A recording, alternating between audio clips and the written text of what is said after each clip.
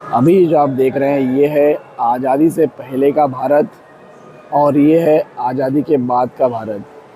ये जो भारत आज है इसके भी बहुत सारे टुकड़े होते अगर सरदार साहब ना हो। यहाँ पे लिखा हुआ है सरदार साहब का जो योगदान है हमारे देश के प्रति उसके बारे में। अभी मैं आ गया हूँ जो स्टैचू है उसके एकदम नज़दीक और ये बहुत ह्यूज है, बहुत बड़ा है। ऐसे जो व्यू आता है वो ऐसा आता है।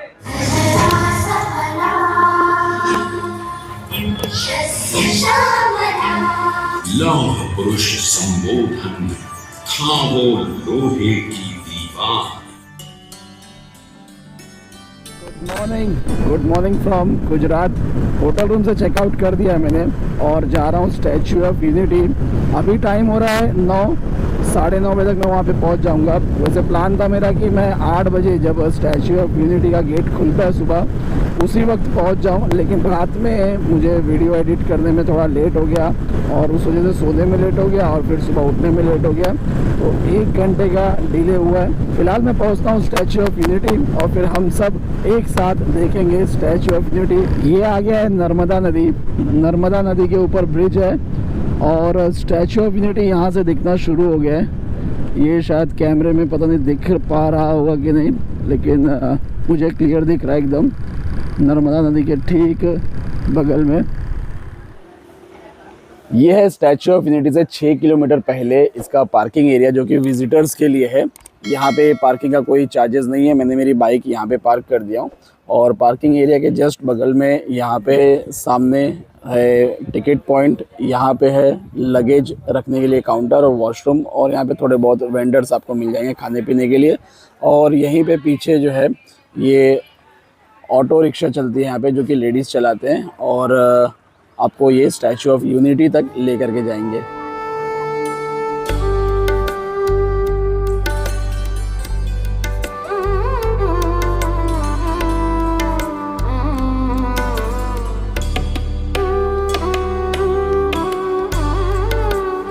अभी मैं पहुंच गया हूँ स्टैचू ऑफ यूनिटी के बाहर। कुछ सालों पहले तक यहीं पे आसपास कहीं पार्किंग के लिए जगह दी जाती थी, लेकिन अभी यहाँ पे पार्किंग के लिए जगह नहीं मिलती है।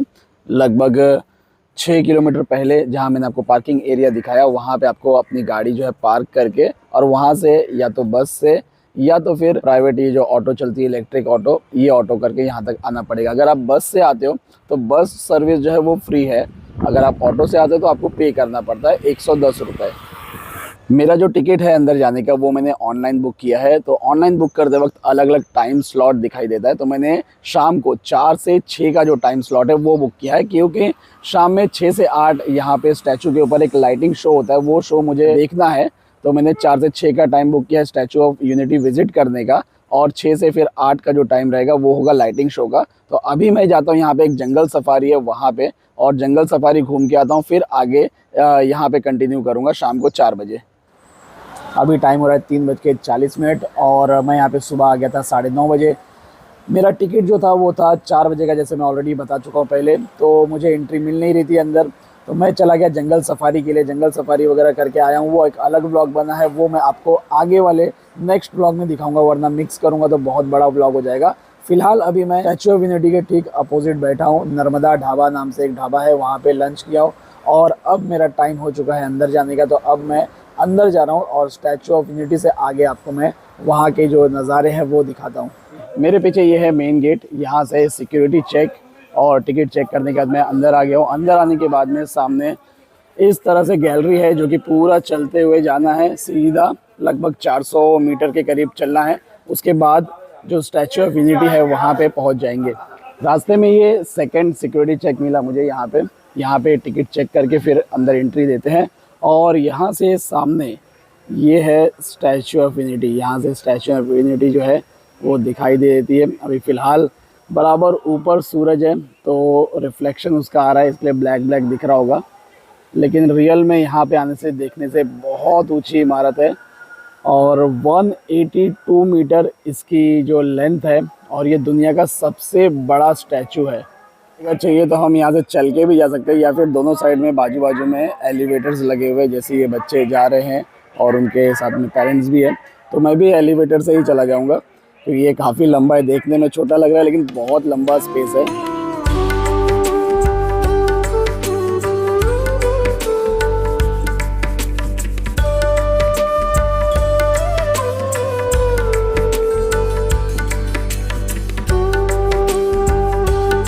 तरफ जो इसको क्या बोलेंगे, एलिवेटर बोलेंगे या क्या बोलेंगे, जो भी है ये, मतलब उस तरफ से है बाहर जाने के लिए और इस तरफ से अंदर की तरफ जाने के लिए, और बीच में रास्ता है चलने के लिए।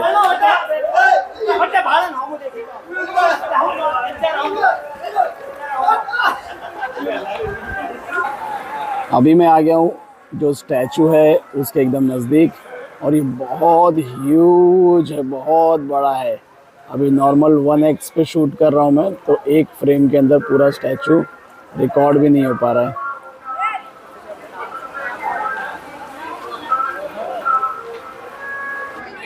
यहाँ पे सीढ़ी है, एलिवेटर एस्केलेटर है जो ऊपर जाएंगे और यहाँ तक जा सकते हैं पूरा पैरों तक, और इस तरफ से नीचे उतरने के लिए। तो अभी मैं पहले अंदर नहीं जाऊँगा, पहले ऊपर जाऊँगा, उसके बाद यहाँ अंदर भी जा सकते हैं। ये गैलरी है, अंदर से लिफ्ट है और लिफ्ट से ऊपर 45 महले तक जा कर के सरदार पटेल जी का जो चेस्ट है वहाँ से एक वीविंग गैलरी है, वहाँ तक जा सकते हैं। तो पहले मैं ऊपर जाऊँगा। ये पॉइंट से व्यू जो है वो कुछ ऐसा है।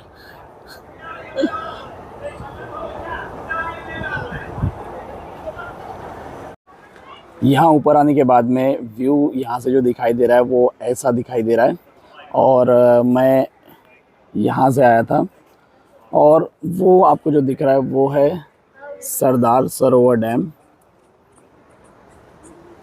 2 दिन पहले ये जो डैम है ये पूरा ओवरफ्लो हो गया था और यहाँ के आसपास के इलाके में बाढ़ वाली सिचुएशन बन गई थी। फ़िलहाल अभी जो मामला है वो अंडर कंट्रोल है। और मेरे पीछे आप सरदार साहब का जो ये स्टैचू देख रहे हैं, इसके बारे में आपको एक चीज़ बताऊं कि ये स्टैचू जो है, ये जो स्टैचू आप देख रहे हैं, ये पूरा का पूरा ब्रॉन्ज मेटल से बना हुआ स्टैचू है। अभी मैं आ गया हूँ वीविंग गैलरी के अंदर, जो कि ग्राउंड फ्लोर पे मैंने आपको दिखाया था। यहाँ पे आने के 2 टिकट हैं। जो आप स्टैचू ऑफ यूनिटी विज़िट करते हो अगर, तो 2 टिकट आपको लेना होता है। एक होता है 150 रुपीज़ का टिकट, जिसमें कि आप स्टैचू ऑफ यूनिटी का जो बाहर का एरिया है वो, और ये जो वीविंग गैलरी है ये एरिया भी विज़िट कर सकते हो। दूसरा एक टिकट है 380 रुपीज़ का, जो कि मैंने लिया है। 380 रुपीज़ वाले टिकट में कैसा है कि अंदर एक लिफ्ट है, उस लिफ्ट से स्टैचू के अंदर 45 फ्लोर तक जा सकते हैं, और सरदार पटेल जी का जो चेस्ट वाला एरिया है वहाँ से एक व्यू पॉइंट बनाया हुआ है, तो वो व्यू देख सकते हैं। और यहाँ पे बहुत सारे फ़ोटोज़ वगैरह और जो भी यहाँ की स्टोरीज़ है इस स्टैचू से रिलेटेड वो सारी लगाई गई है। और यहाँ पे कुछ लिखा हुआ है सरदार साहब का जो योगदान है हमारे देश के प्रति, उसके बारे में। मैं थोड़ा जूम करके नज़दीक से आपको दिखा देता हूँ। आप अगर चाहें तो इसको पॉज करके पढ़ भी सकते हैं।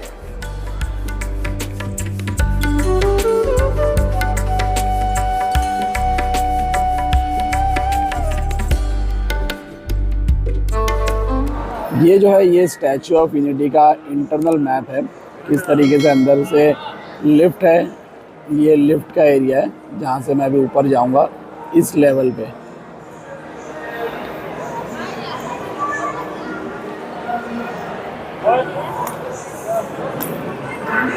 ये थिएटर एरिया है। ये जो आप देख रहे हैं दोनों साइड में, ये जो सरदार सरोवर डैम से जो पानी छूटने के बाद में जो दिखता है, ये उसको दिखाने का कोशिश किया जा रहा है।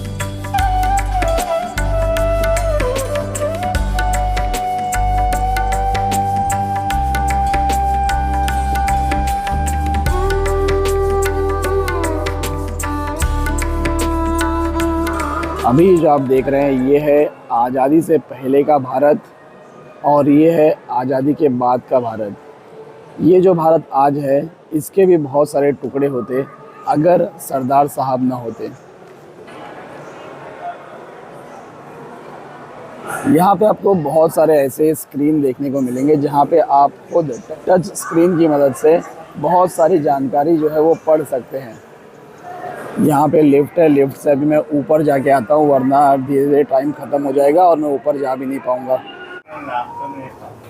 ये दुनिया का सबसे बड़ा स्टैचू और ये दुनिया का सबसे छोटा स्टैचू।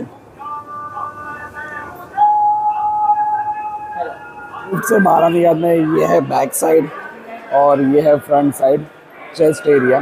बैक साइड के यहाँ पे हम लोग बाहर नहीं जाते, लेकिन चेस्ट जो साइड है वहाँ से जा सकते हैं। यहाँ से जो व्यू आता है वो ऐसा आता है।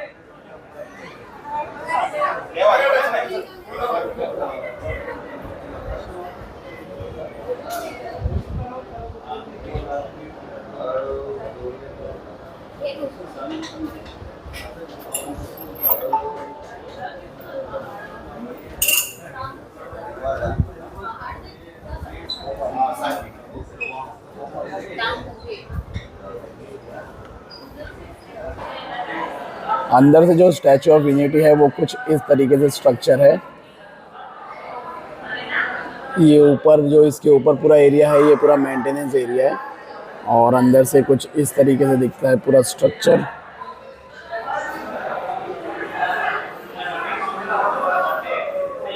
यहाँ पे भी कुछ हिस्से हैं जो बाहर है, तो ये देख सकते हैं इस तरीके से मेटल को एक दूसरे से बांध करके ये पूरा स्ट्रक्चर जो है वो बनाया गया है। ये बैक साइड वाला व्यू है, यहाँ पे ग्लास लगा हुआ है तो यहाँ पे बाहर नहीं जा सकते हैं, यहाँ अंदर से ही देखना रहेगा। जो हम लोग सुबह आए थे वो शायद यहाँ पे दिख रहा होगा, ये ब्रिज है, इस ब्रिज से आए थे और इस रास्ते से आए थे। ये सेक्शन है सरदार पटेल जूलॉजिकल पार्क का।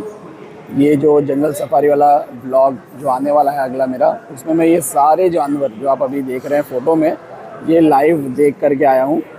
और आपको अगर देखना है ये सारे जानवर तो मेरा अगला वाला व्लॉग जो होगा जंगल सफारी का वो ज़रूर देख लेना। अभी मेरे पीछे जो एरिया आप देख रहे हो ये है कैफेटेरिया, जो कि स्टैचू ऑफ यूनिटी से ठीक जब बाहर आते हैं तो यहाँ पे है। और यहाँ पे खाने पीने की चीज़ें हैं, मैं भी अंदर जाऊँगा, अंदर जाके चेक करता हूँ कि क्या क्या चीज़ें हैं। और यहाँ पे जो देख रहे हैं आप बैठने का जो इंतज़ाम किया हुआ है, ये इंतज़ाम किया हुआ है जो मैंने आपको बताया था कि यहाँ पे शाम में एक लाइट शो होता है जो कि मैं अटेंड करने वाला हूँ, जो कि इस स्टैचू के ऊपर लाइट के मदद से एक शो दिखाया जाता है, वो अभी हम देखेंगे थोड़ी देर में। कैफेटेरिया के अंदर 2-4 शॉप है, एक सबवे जैसा कुछ शॉप है, एक कॉफ़ी डे है जो कि कैफ़े कॉफ़ी डे के जैसा है, और भी 1-2 अलग अलग शॉप्स हैं। मैंने फ़िलहाल अभी लिया है सिर्फ ये कॉफ़ी और अपनी कॉफ़ी को एंजॉय कर रहा हूँ। और मेरे पीछे है स्टैचू ऑफ यूनिटी।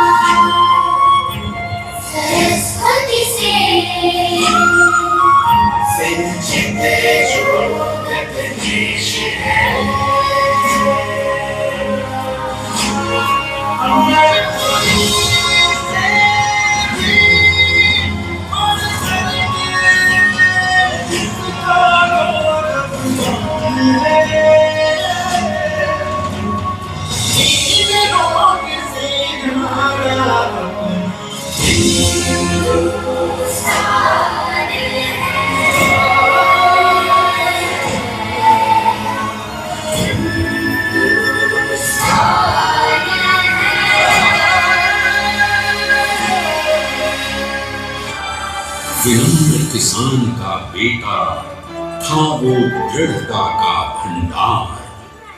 वल्लभ भाई पटेल नाम कहलाता था सरदार। एक भारत करने को धर लेता हथियार। लौह पुरुष संबोधन था वो लोहे की दीवार। वल्लभ भाई ने बारडोली के 87,000 किसानों को ऐसा अटल अचल मनोबल दिया कि अंग्रेजी सरकार हिल गई और 1 बरस के बाद उनका लगान माफ कर दिया गया और देश को मिल गया एक अनोखा असरदार सरदार।